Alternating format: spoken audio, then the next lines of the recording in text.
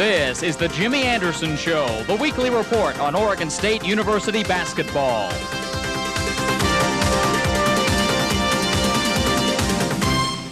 Hi everybody, I'm Bob Akamian along with the coach. Welcome to this week's show. The Orange Express is 17-3, 10-1, and back on top of the Pac-10 Conference thanks to a little help from UCLA on Thursday night. I know George Raveling maybe got a little phone call after knocking off the Trojans. I tell you, he did us a great favor beating UCLA. That must have been bedlam right there at USC. They usually don't have a good crowd, but I heard they had some fans there and cheered him on, and he did a tremendous job, especially for us. So you're back in first place in the middle of his homestand. We talked about these three games being very important, the two Bay Area teams and now Oregon this week. Chance to really make some hay before two big trips with Washington and Arizona at the end. We needed to get home and get some more practice time, and our whole thought was to make improvement and to win at home. You have to win at home if you're going to be right there at the top when the season ends. Well, it started out on Thursday night against California. We'll go to the highlights right now. A late start. It was on ESPN, a chance to really show things off nationally, and they really went right to it. Gary Payton getting things started, taking it away from Keith Smith. Everything Cal did in that first matchup at Berkeley was really negated. You went to a man-to-man press, and they did not do well in the matchups at all. Well, we started a smaller lineup, and right from the very, very start, we slapped the defense on. We kind of pressured them out of their offense a little bit, and they didn't get on sync, and we did, so let's rate it the #1 half of the year for us. Yeah, Al Celestine, his first start as a collegiate. Right. Alan did a nice job, and he helps us defensively and with the assists, and when he's shooting, he hasn't shot well lately, but when he's shooting, he can help us in that category too. Scott Haskin just strong inside against Hendrick. He really gets the better of it this time around. He had good offense at Berkeley, but here he played the defense and was on the boards. Right. He had probably he wanted that challenge too, because Hendrick is known to be the outstanding young player coming into the league, and Scotty, being young himself because he didn't play much last year, really was looking forward to the challenge, and he took it on. Cal did not score for the first 4.5 minutes of the game before Keith Smith finally gets one in, and Keith suffers through probably his worst game I've ever seen him play, but certainly his worst game of the season here. Well, he's never played extremely well against us, and I'm not really sure what the reason for it is, but even though he doesn't play well against us, he's a fine player, and I tell you what, I'm glad that he's a senior and we won't be playing him again. Here's Al Celestine. He does miss this outside shot, gets the board and takes it back inside, finds the lane to the hoop. And Allen getting into the offense here. Just a great first half. Most of our highlights are from the first half. Everyone in the scoring act. Gary didn't have a big night for numbers. It didn't matter because everybody else shot well. Right. That's what Gary's supposed to do, get everybody else started, and then if he can't help them and they can't help themselves, then he's supposed to take over. And of course, Gary did come up with 10 assists, but he had 2 double-digit assist games this weekend, so he's doing his job there. He's doing his job there. He's starting to hone in and getting closer to the national assist record, and I sure hope that this year he's able to accomplish that. He's pretty close. I mean, he needed to have almost double digits per game, and he's doing it. I mean, it's hard to keep up that pace, but he is making it right now. There's 22 this weekend. There's Hendrick getting inside for one. Again, just brief moments for Cal in the first half. Everybody in the act lobbed there into Payton. And we got to see the youngsters off the bench here. First real big shot for McKinney this weekend. He played in both games. Well, Alan Celestine got in a little foul trouble, and he got his knee banged a little bit, so it looked like he was suffering. So we went with Charlie, and Charlie came in and played very well. In fact, every time we've called on Charlie, he's done a nice job for us. Charles McKinney, of course, the freshman from Wilson High in Portland, getting his first significant action, and the guard soup gets a little thicker, and I know you're thinking ahead a bit to next year. You get these guys in there, and you get Celestine a lot of time now, and now McKinney, and it's not just Gary Payton handling the ball anymore. Right. Carl Anderson came in too, Bob, and he did a very nice job for us. He got some boards for us, and through the entire weekend, he did a nice job. We've talked about it from the beginning of the season. You really started with a 6-7-man team, and now you're building more. Carl Anderson, certainly Celestine has come into his own. Now we're seeing McKinney. So is this pretty much how you envisioned getting more people into the lineup? Well, what we're trying to do is make our team overall as flexible as we can, so that if we need to go with a small lineup, we can. If we need to go with a medium lineup, we can. If we want to go with a big lineup. So we're just trying to offer some flexibility within our system. Earl Martin, 17 points in this game. He was the high scorer, and he is our player of the week. We'll talk about him later on, but he really had a good, balanced offensive weekend. Teo, some good offense, didn't hurt you in either game, and Teo is making his gains too this year. Well, his His productions for minute play, the last 2 games, if you charted it out, were very, very good. I mean, he just did a tremendous job trying to rebound, play defense, and do the little things, and all of a sudden he ends up with 10 points, and he really didn't even hardly play that much. 98-81 the final score. You shoot well. Good at the free throw line, almost 80% games over the weekend, and again, everything clicking. But the Cal game important. I know you always talk about that Thursday game on the weekend. It is critical. That first game, the first half, the first tip, it just seems to set the tempo, and everything went just the way we wanted it. We couldn't have drawn it out on the blackboard any better. All right, well, you get through one that easy, then you start thinking about Saturday. That was Stanford. Coming up, we'll talk about the Saturday matchup with the Cardinal.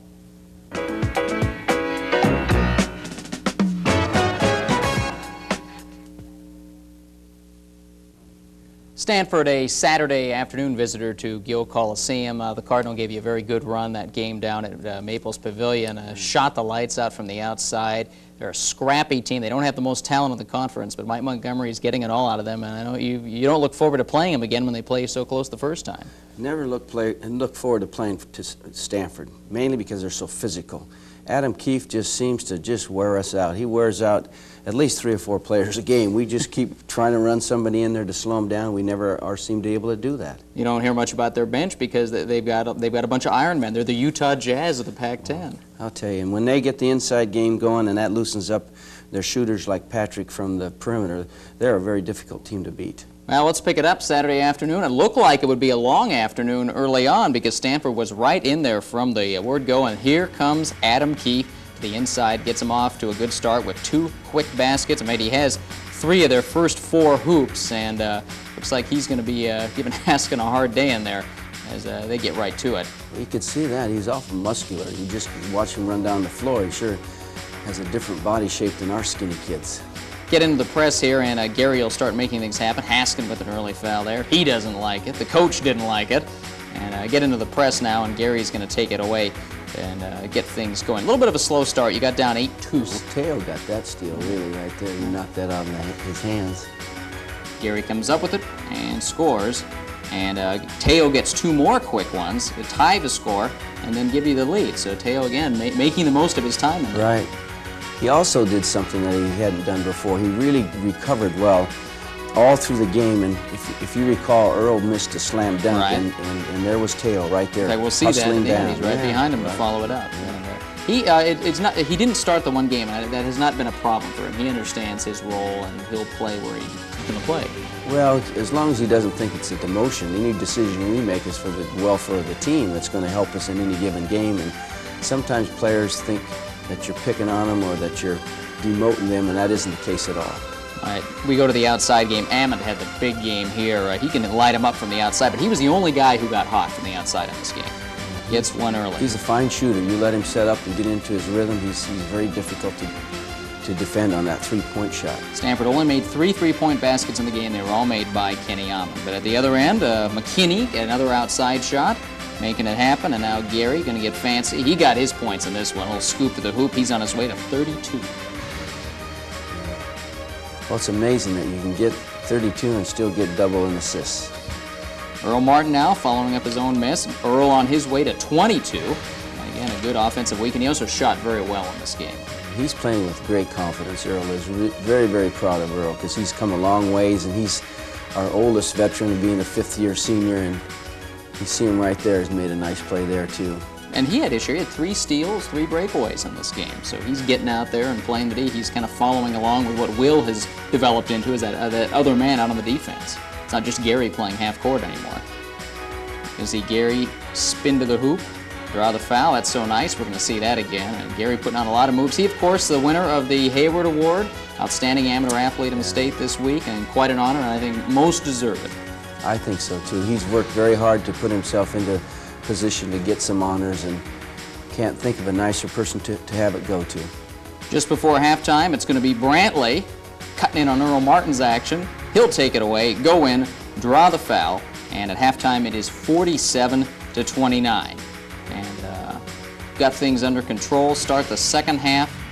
Steal. Here comes Earl again. Makes it a 23-point lead, 52 to 29. At this point, Stanford is able to make a bit of a run. We're going to see Vlahoff go inside. They're also going to hit a few three-pointers. You've got some of the bench in right there, and it doesn't seem too critical at this point. Well, you know, Stanford's always difficult because they have some intelligent players and they play controlled basketball, and if they get ahead of you, that's when you really have trouble because they just kind of spread the court and open up the middle and get the ball to their big players. And with the three-pointer, that's how they'll come back into a game if they hit it. But they didn't. They only tried 8 three-point baskets. Well, our game plan, and I think our guards, especially our perimeter people, really did a fine job knowing where they were and adjusting and not sagging so much that they give them time to set up and shoot. Here's Earl again missing the slam. There's Teo. We talk about the opportunity right there. So good stuff. The final score ends up being 82-64. The numbers from the game, very good. Shooting 50% again, 80% at the free throw line. Free throws in the past have been a bugaboo, but lately they've been going in. Earl, 22 points, 10 of 18 from the field. Carl Anderson, 9 points and 7 boards off the bench. Certainly his most solid performance of the year. Right. So you come through the weekend at 10-1, just where you want to be. Again, back in first place. And again, any black mark at all on the weekend? Not really. We didn't sustain any injuries. Everybody's healthy. We had 2 days off for rest and for studying. So we're ready to get back on the floor right this afternoon and try to make more improvement and get ready for the Ducks. All right, well, we're going to look ahead now to this week, talk about our featured player. It is Earl Martin, one of the quiet men starting to make a lot of noise in his senior year.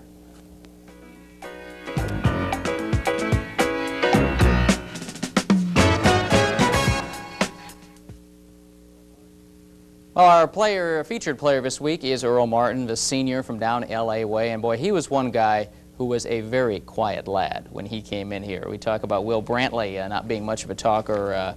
Earl was certainly, what we call him, sleepy when we were in the Seven Dwarfs days. Well, Earl has done a tremendous job. He's worked, and then also he's developed his personality to where now he's much more aggressive than when he first came to us. And that's the one thing he had to do to improve his basketball and help us improve Oregon State's team, and he worked very hard to get to this point. 2 best games of his career. We'll take a look at his stats from over the weekend. The combined numbers against Stanford and Cal, 39 points, 16 of 28, not 48. It was better shooting than that. 16 of 28 from the field, 6 steals and 8 rebounds total for Earl. And of course the steals really led to some good stuff against Stanford. We'll take a look at some action of him in that game against Stanford and talk about the steals, and we've seen a couple of them already. He's out there, and we talked about playing the perimeter on defense. He's right out there with Will and Gary. He's the one that we use inside and out. One of the players that we have the luxury of saying, Earl, because of all your experience, you play inside part of the time, and then you play on the outside. So he gives us the flexibility of going small or big. Talk about his leadership role. We saw him much more aggressive, just shooting the ball from the start of the season. He's probably the best three-point shooter on the team, and not afraid at all to take it from the outside. And guys have gone out and try to knock him off of that. And he's had several 4-point plays this year. He keeps his head in the game. He's turning out to be one of our best competitors. And here again, as I said, this was not one of his big fortes when he first came to Oregon State. Is he one of your recruits now? Yeah, he's one of my recruits. I love the guy. He's done so many nice things, and he helps in recruiting. He takes care of his classwork. He's going to graduate, and he does all the things you want a student athlete to do. All right, well, we'll talk about him graduating. We'll talk about Gary Payton's future when we come back. A look ahead at the NBA prospects of our favorite number 20.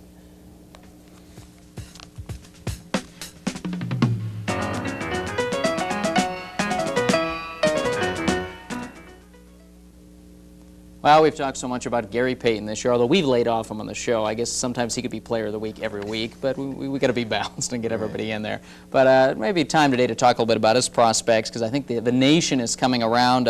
USA Today has now listed Gary in the top 5 players in the country, and even Dick Vitale reversed himself and said, compared to Ramil Robinson, he'll take Gary now. So everyone's coming around to this. Vitale probably got a little egg on his face and probably decided I better back up a little bit here. And he has seen Gary play, and he knows how good he is, and I don't know why. Sometimes he goes from broadcast to broadcast deciding who's the best. Especially if he's doing a Pac-10 game as opposed to a Big Ten game. Exactly. Well, in any case, looking ahead to Gary's pro prospects, we had a chance to bring in Brad Greenberg, chief scout for the Portland Trail Blazers, always a good assessor of talent, in fact, responsible for some of the good moves the Blazers have made these past 2 years.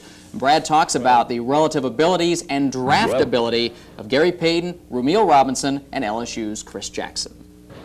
Well, he's an outstanding prospect. He's one of the most competitive players in college basketball. Plus, he's a very gifted athlete, and he has a real feel for the game. He has appreciation for the fundamentals, and also he's got the instincts. So he's really as complete a small guard as there is in college basketball. Rumeal Robinson. Rumeal's greatest asset, I think, is his strength and his athleticism. He also is a fundamentally sound player. He may have a little bit more shooting range right now than a Gary Payton, but Payton is probably a better playmaker, a better passer. It's a little more instinctive for Gary Payton to run a team and make plays and involve other people than it is maybe right now for Rumeal Robinson. And Chris Jackson. Well, he's an underclassman, but certainly one of the outstanding guards in the country. Chris Jackson is probably the best one-on-one player of all the backcourt performers in college basketball. He's someone who is virtually impossible to stop one-on-one when his game is sharp. Anyone in the Pac-10 we don't talk about, maybe a Keith Smith. I mean, do they even begin to rank in that territory? Well, Keith Smith is having a good senior year, and I think he's a definite NBA prospect. He may not be right now considered among the elite small guards in the country, but he is certainly a player that appears draftable with a chance to play in the NBA. And finally, who do you want out of the big three? Well, it's really tough to pinpoint right now. You know, when we go about arriving, hopefully at a draft pick, you know, we'll consider a lot of things. But any one of those guys we've talked about would certainly look good in our uniform.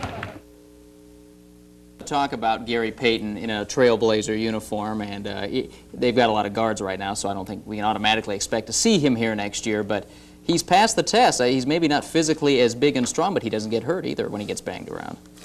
I'll go out on the limb to say that whoever he goes with, they're going to improve their record by a big margin, because he affects everybody on the team. He'll do some things in every category statistically, plus, as I mentioned, he'll make other players better. And it's one thing, and Brad Greenberg said this, he could help anybody because even on a half-court team, he'll go out and play the defense, and on a fast-breaking team, obviously, he runs the floor. Well, Gary's even going to be better in the pros, in my estimation, because it's still a more open game throughout the season. They look for the fast break, and they look for open court action. And from free throw line to free throw line in the game of basketball, I have a hard time visualizing anybody being better than him. All right, that's the Gary Payton report for this week, and now we'll get on to the next opponent, the Ducks, coming up. Round 3 of Civil War can only get tougher. We'll talk about it coming up.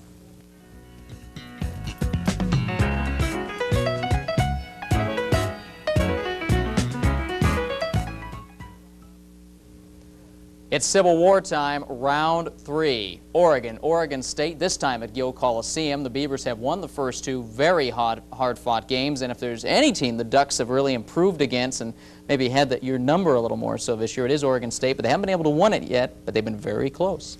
We're going to try to prevent them from winning this one coming up, too, at Gill, because we need to get the win at home.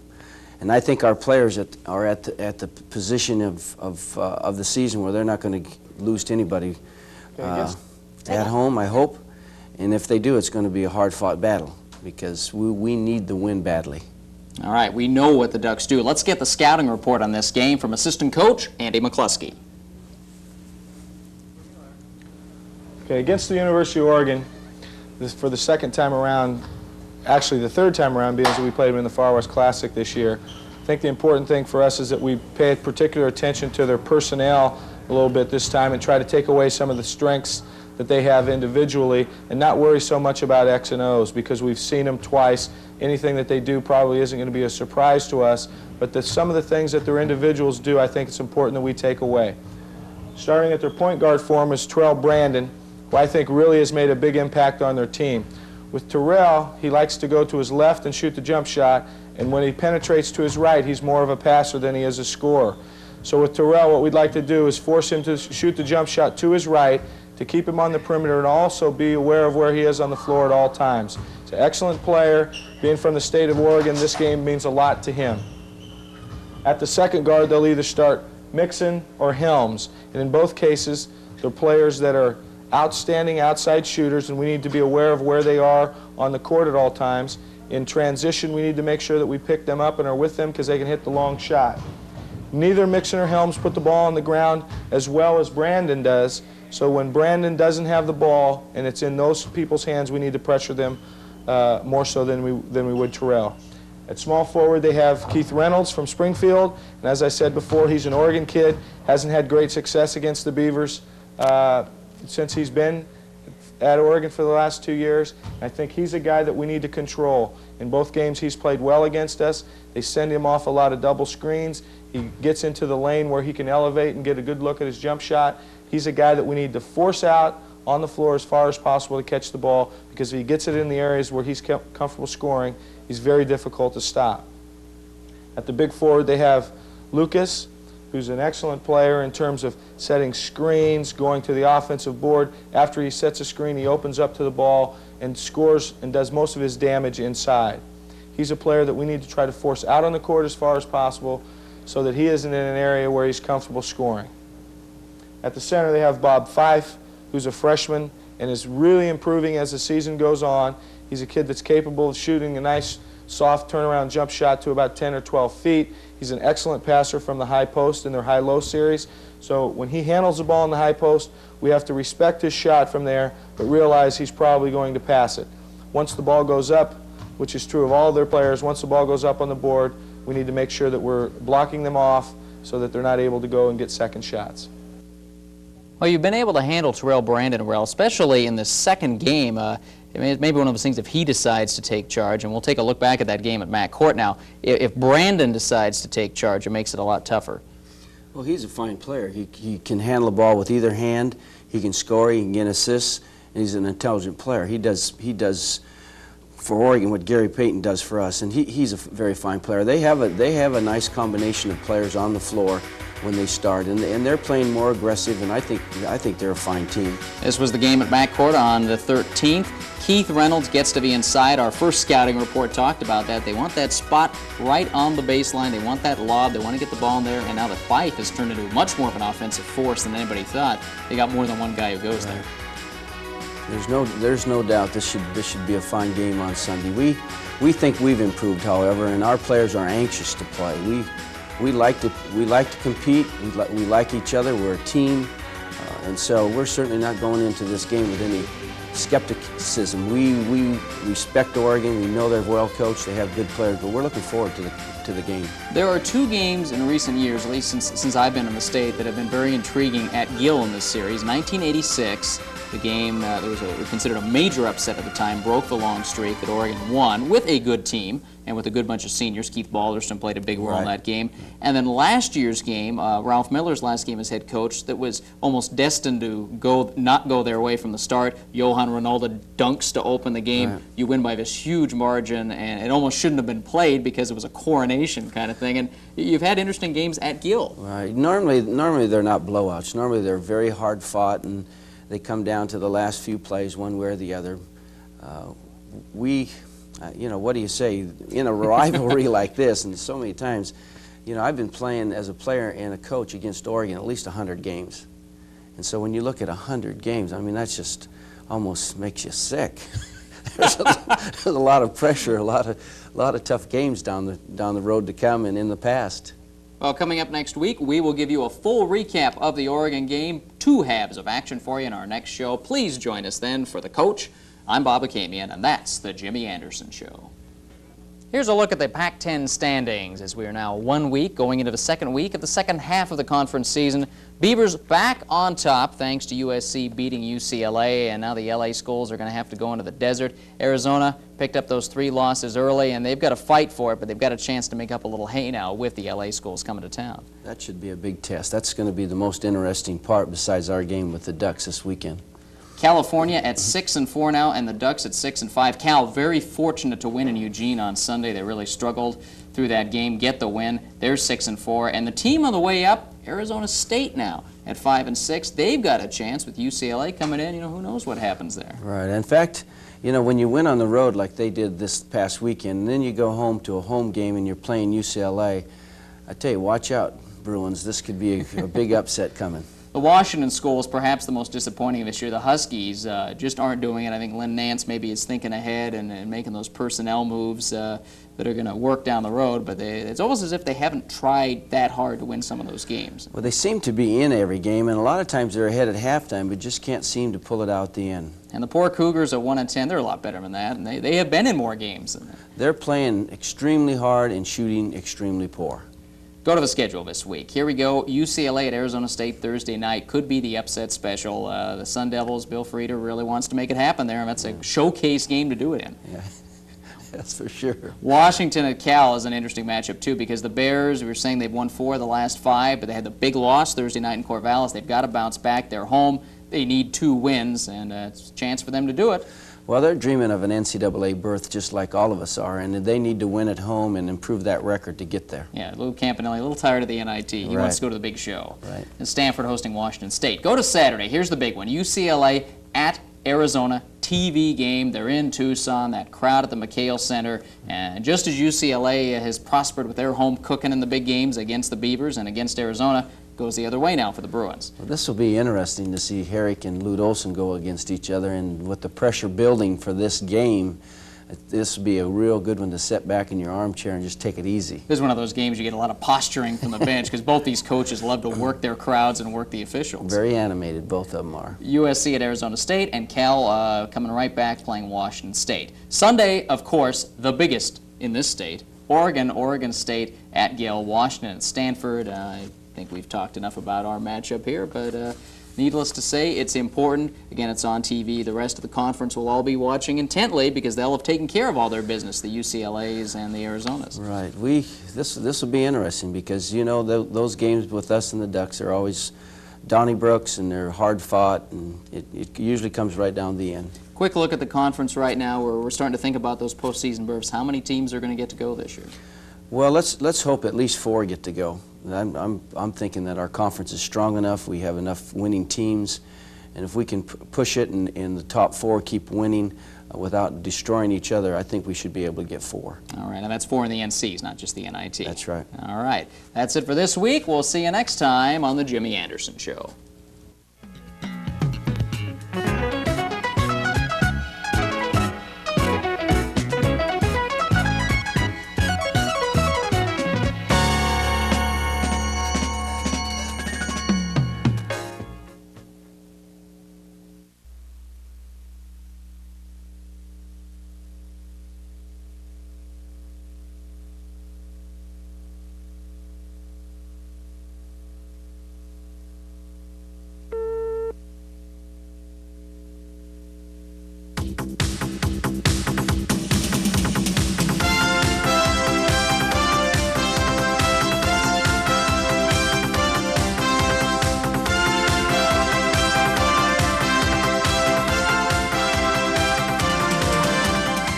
This is the Jimmy Anderson Show, the weekly report on Oregon State University basketball.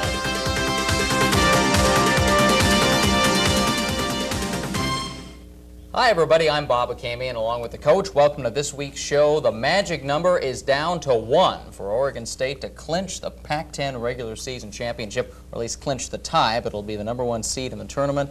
We have come so far this season, and 2 big trips to Arizona now, so it's all in front of you. Well, it's remarkable that we're doing as well as we have at this particular season, because when we first started, nobody thought we would finish or at least be in this position.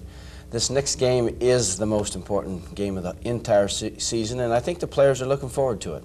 Consistency is one thing. You know, the college basketball season is so long, you have to almost expect letdowns here and there, and I think since we got through the early parts of the season, besides the Washington game, you have maintained a great deal of consistency in this team. Well, the inside people had room for improvement, and it's very encouraging to see that each day they try to make a little step forward in becoming better as individuals and as a team member. So that has been one of the things that has helped us along in making a surge all the time. This past weekend, the final 2 home games of the regular season, a lot of emotion at Go Coliseum, 2 thrilling games with USC and UCLA. Before we go on, I'm sure people will be asking you about this. You did not get the little bump on the head by trying to jam and catching yourself on the rim, did you? No, it was an open cupboard. Maybe I was doing a high five or something, just didn't see the cupboard was open or something. Well, that could have been after the UCLA game, certainly. We're going to recap both of last weekend's games, starting with USC Thursday night at Gill Coliseum. This was the team you said you were worried about, and boy, did they come out playing tough. The first time around, they didn't shoot well, but they came out very well in this one. Everyone in the act, Coleman, Pack, little guy we hadn't heard of early in the year, and they get going early. He killed us. He was the real key for them to get the surge when it became 34-12. About that time, I think everybody got nervous. Not much going on offense early on. Scott Haskin with a little hook here. He gets off to the good start, but he'll get in a little trouble here later on. Go back down to the other end. Minor, probably the best freshman in the Pac-10 right now, gets loose for a layup. Scotty comes back and will get a follow-up tip in. But USC builds on an early lead. It's 5-7 points, and then they'll put on a real run here, and they really move the ball around well. Here's Chapman finding Coleman inside. Well, Coleman has been a force for them for 3 years, and he's always played well against the Beavers. I think he has something against us. Here's the transition. They get it going. Minor gets back, takes it all the way in. You talk about what a good physical team they are. They don't always play as well together, but in this game they did play very well together. Well, with Minor being such a prolific scorer, in the second half we put Gary on him, and Gary did a tremendous job not only in his point production, but just cutting him down, and that was a real key situation for us in the win. A three-point play at the other end put them ahead by 22 points at 34-12. Now, things not looking too good. Gary gets it going there with a three-point play and a little run here in the first half. This may have been one of the more important runs of the game here. Earl Martin gets a couple of good shots. Gary will hit a three-point basket. And this may have been an important bit just to get it down inside of 10 points and establish the offense more. Just get it close. Gary was very important in this game in that nobody else really took charge on offense. And at what point did he just seem to say, I'm gonna have to shoot it, I can't give it up? Well, it was, I'm going to say about halfway through the second half. You know, he did some things, and we weren't hitting lanes, we weren't hitting, you know, the outlet pass. So many things were happening, we just couldn't put the ball in the hole. So Gary just said, okay, I'm just going to shoot it myself. Now, just before halftime, ball's loose on the floor. SC will go in and get the jam. The lead got down to 4 points, and it ended up 47-35 at halftime. And here we see Gary starting to make things happen, loses the ball, flings it up, hits the shot, and he started putting up everything there. He only had the 3 assists in the game. This takes it to halftime. It is 47-35, and then it starts happening. Here comes the turnover, and here comes Gary again. Spin, lean, look at that. Yeah. Time and time again. And it's still a 10-point game at this point. Again, the lead was down to 4. SC popped it up to 14, and it's just starting. Gary with a steal. They'll take it all the way in. Now we're going to see Carl Anderson off the bench. His career best game. The sophomore really just starting to get some playing time, and he was tough here. 8 boards and 10 points. That really helped to have somebody come in the bench when other people aren't getting the job done and spark us not only in scoring but rebounding and just playing a tremendous defensive game for us also. And he had the best game of the big men. Teo and Earl Martin held to 6. Scotty Haskin ended up with a dozen, but Carl really the key big man there in the second half. Going to see Gary getting inside, puts one in again. 58 points. That's Bob. That's a lot of points. You know, for us old timers, that's almost a career. There's one of Gary's biggest fans there too, George Raveling, who always has something good to say about him. Was he cheering Gary or cheering his team? It seemed like by the end of the game he was cheering Gary, and we'll talk about that at the end. Teo gets an opening here, following up a missed shot by Celestine. As you break ahead, the Peyton shot gave you the lead for the first time. Teo puts you up by 7, but SC's not going away here on the road. There's Minor again on the fast break. Yeah. They smelled a little blood, thinking they might have a chance, and they stayed right after it. Press starting to have a little effect here. Gary puts it in. It's now 80-76. We're getting down to the 2-minute mark. But a little miscue here at midcourt. SC gets the ball back. This series that really was crucial. hurt. That was crucial. That took it into overtime, those kind of plays. When you have a lead and you can't sustain it because of mistakes. That got it down to 2. Free throw by Celestine makes it 3. And now, with 4 seconds left, you you just hope to get this on the road. Glenn buries the three-pointer, but sends it to overtime. We'll get another look at it. There's a lot of pressure on him, but he finds an opening. Well, here's the problem, too, now. See, they're all fired up, ready to go, and we go into the huddle kind of depressed because of that made shot. Now we're into overtime. We played rotten the last 3 or 4 ball possessions. Now we got to regroup because the game's not over, certainly, and they have momentum going in their direction. Well, in the OT, Gary said, it's all over now. He makes 3 big baskets in the OT, and then at the free throw line, Charles McKinney with some clutch free throws, and the young fella comes in really under a lot of pressure, his first pressure situation here. It's over. Raveling's got a big hug for Gary, gives him a cake after the game. Yeah, I think he's just happy that he's leaving. I don't know whether he's that much of a fan. I think he's glad he's gone. Well, let's take a look at the Gary line from this game. We look at the key stats from this one. 58 points for Gary Payton, 22 of 38 from the field. Those are all OSU records. Second most points ever scored in a Pac-10 game, and the other guy was this fellow named Jabbar, who scored 61 down at UCLA once upon a time. So that's a pretty good mark for Gary. Anderson off the bench with the 10 points and 8 rebounds. And for USC, Harold Miner there later, 27 points and 7 boards. They also got good outings, though. Coleman had 24. And Robert Pack, the new face, the little fella, number 20, ends up with 22, 8 of 12 shooting. So they shot very well. They outshoot you 52 to 46%. Rebounding very close, and you feel very fortunate to win a game like that. Exactly. And especially at home, and one we had to have. Those are tough to come by. Well, that took us to the game everyone was pointing to. UCLA Saturday afternoon, a chance for a little revenge on one of the few teams to get a victory this season over Oregon State, and we'll recap the Bruins game coming up.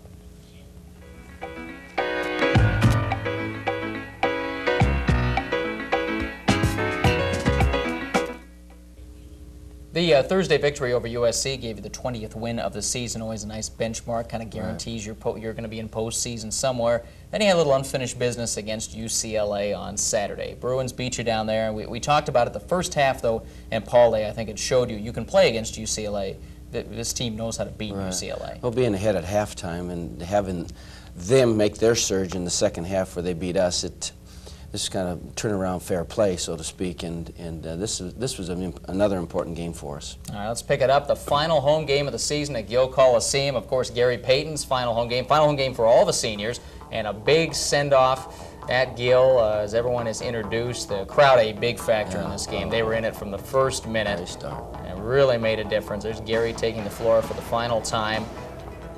Some interesting turns in this one, though. There were a lot of back-and-forth segments. Early on, this is the first hoop of the game, but it kind of set the tone. Payton gets it into Haskin, draws the foul against Murray. And a big part of it is to get their big guys back on their heels, and they did ultimately get frustrated. Well, Gary had a poor shooting night for percentages, but then again, right in clutch time, he came through. He himself even said that it was kind of one of his poor shooting nights. He does nail this three-pointer, opening up an 8-point lead early in the game. And then the guy off the bench, who you maybe didn't expect to get all the help out of, Will Brantley. He's had that sprained ankle. He's been slowed down, been in some pain. He comes in and hits a bunch of baskets, 4 quick ones, a little stretch that really builds the lead up to a dozen at one point. And what a plus to get him back in there. Well, at halftime, he was 5 for 6, and the shots he hit, they kind of changed their defense, and they started to double down on Gary. Anytime Gary got the ball, they would send a second man, and that left Will open, and Will capitalized. And of course, all season long, that's when Will's had the opportunities. Right. There's a score on the break off a transition. Mack and Brantley caused the turnover here. Lamont McIntosh got some good minutes in this game, yes, too. He did. He got a couple nice rebounds. He took a charge, got a steal, and so he had some very positive moments for us. Well, UCLA does not go away and hide, and they get it going. Madkins and Wilson team up for this one. Trevor running the ball very well, and Madkins gets in for the hoop, and that 12-point lead is all of a sudden down to 3 late in the first half, and now Madkins again from Trevor, and it's down to a 3-point game.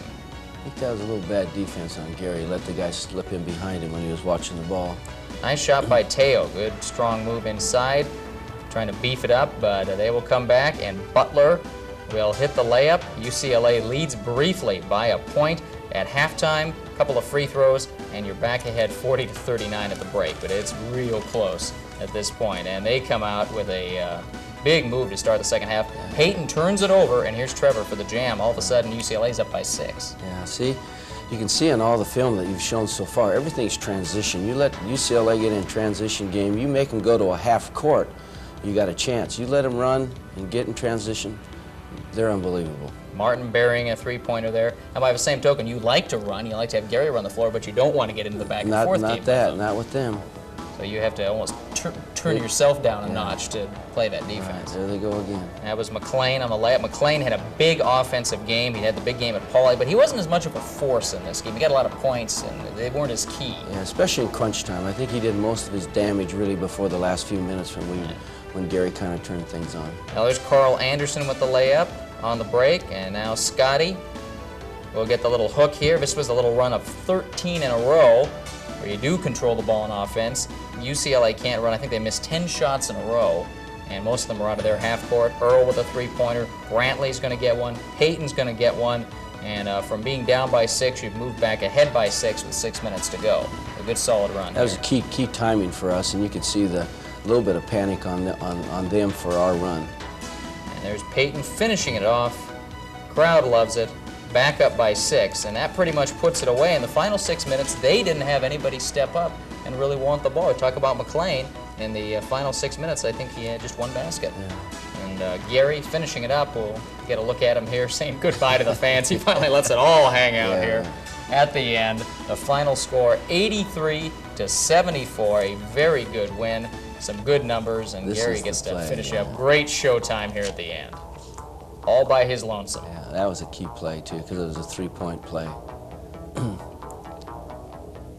A fitting farewell, 83-74 the final. Let's look at some of the numbers from this game now. Again, Gary goes out with not a spectacular 23-point. Did get the 12 assists, though. He wanted a big assist game to go out on because he's still chasing Douglas's record. Right. I think he's within 40 of it now. Something like 42 or 3, something like that. So with two conference games and figure at least 2 tournament games left, plus a postseason game, he's got a very good crack at that. I guess we're spoiled a little bit. He gets 23 points, and he gets 58 the night before, so now we think he has a bad night. Come on, Gary, shape up. But he actually played probably a better all-around game against UCLA, too. Yeah. Will Brantley, 14 points, shot 7 of 9 coming off the bench. Again, great contribution for Will. Earl, 14 and 9, very solid game. McLean gets 32, and it doesn't really influence the game that much. UCLA also shot pretty poorly, 44% for the game. Rebounding totals split up 37-37. Apiece, yeah. So that's about average out. So you're 21-4 now.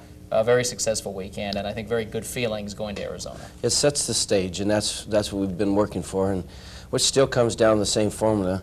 You know, we're going to try to go down and get 2, but really, we said from the start, if you can split on the road, and this will prove that, we got to win that first game, and at least we're co-champions, and then we'll go into Arizona and just kind of take that in stride and just try to maybe just try to see if we can't break their streak that they got going. All right, next we will meet our feature player of the week. It's Carl Anderson, the young fella from Chicago, made himself noticed on Thursday night. We'll meet him coming up.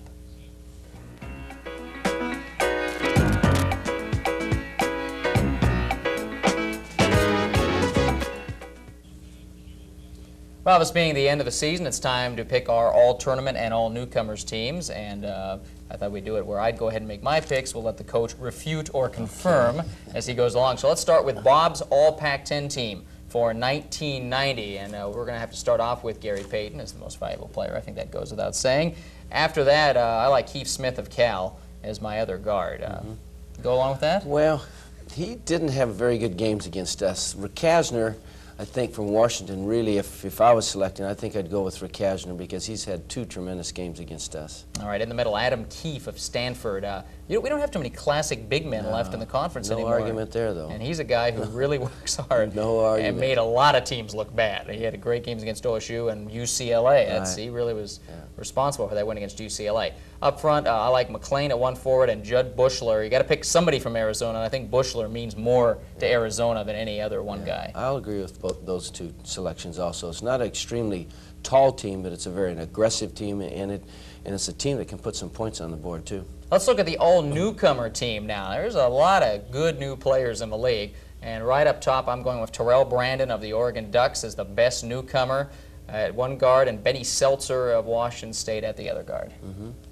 I think if you're picking the guards, if you're going to have an all-around team, those two would be the best two newcoming guards in the conference. Again, we don't really have a center in there. Tracy Murray's a big guy. He plays forward, center, moves Yeah. around down low. I might argue a little bit there. Okay. I might go with Henricks from Cal, because he played extremely well all year long for him. He's the one player, I think, in their program that helped them be in third place, because they didn't have a postman coming in, and he's the one that really kind of gathered them together.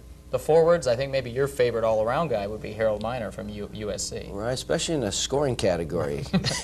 35 and 27, I think he had against us. I don't think you can argue that. And Brian Williams, maybe a controversial pick because he comes from out of the conference. He's certainly not a newcomer. He played at Maryland and had to sit out his year. Without putting him on the top 5, again, I think Buechler has more impact for them, but Williams as a newcomer certainly made a mark in Arizona. Right, and maybe his teammate might argue with him a little bit, because Stokes, the freshman, has come on very strong in the last few games, and now both of them are starting, and they kind of have a rotation there. So, but I think Williams is the best selection. Yeah, it's hard to pick one guy off that Arizona team. Now, we talk about the newcomers. We didn't have any Oregon State guys in there. What do you think about your newcomers now? What did you see? Well, I think Carl Anderson for us coming, you know, he's improving every game, and he has done an excellent job for us. And Charlie McKinney would be the other one that has come in and given us some key moments also. All right, coming up, we are going to meet Carl Anderson, our Player of the Week. The Jimmy Anderson Show will continue. Almost We got it. five kind of did for freshmen, but for newcomers, I think better, right? Carl Anderson, just a sophomore, came out of King High School in Chicago, where, of course, Marcus Liberty, one of the most heralded recruits in the country, and he played on that team with him. Comes out here, and he didn't get that big starting role here like Liberty did at Illinois, but we're starting to see some of Carl this year. Had his career high against USC, and I got to be proud of a good balanced game for him. 10 points and 8 rebounds. Well, he's been turning it on lately. He's an excellent athlete. He really doesn't know how good he could be down the road if he continues to work hard, and his self-image of his own style hasn't even been developed. He was kind of maybe the 6th man at Martin Luther King High School in Chicago, and that's a very high-profile school. They're #1 in the country right now for high schools. All right, we talked to Carl this week about his growth in the program. He's still getting used to being a household name in Corvallis. Let's meet Carl Anderson now. Working hard every day in practice and trying to learn the offense and the defensive system we have. And when I'm out on court, you know, everything's been working out fine for me. From high school and now to here. I just come out and just try to rebound, because that's my main point in my game. Just rebound, try to put it back up strong as I can. After Gary leaves, because he was like more of the offense for us and, you know, playmaker. By him leaving, going to the pros, it's going to just have to be just everybody on their own talent, just try to put the ball in the hole. I'm just going to work hard all season, get on the weights and get a little stronger for the guys, because it's my first year playing, and I know you got to be a little stronger than what I am. You're getting knocked around for teams like UCLA and other teams. So I'm going to be looking forward for next year and just try to work hard at learning offense. He has been learning it. One question, early in the year, his playing time was in very small amounts. He'd go in, he'd get a rebound, and then he'd be right out of there. And I know I had some questions about that. Why does somebody get just short bursts of time like that? Well, sometimes it's closeness of the games, and he doesn't have much experience, and we were trying to get that for him. But when the game is close, you're not going to experiment too much. But as you used him, he did good things on the floor, so he kind of earned his own time because of his performance. So now does he fit in? You've been adding guys one by one all year. Has he now made the grade? I think so. We don't have any. Two things you have to do is, #1, you can't hurt us by turning the ball over. #2, you got to play defense. And he's a specialist in rebounding too, and we need that. So he offers 3 dimensions, and that's rebounding, defense, and not turning the ball over. And he does that extremely well for us. All right, we'll look for him this weekend down in the desert. And coming up, we will preview the last trip of the season, Duels in the Desert, coming up.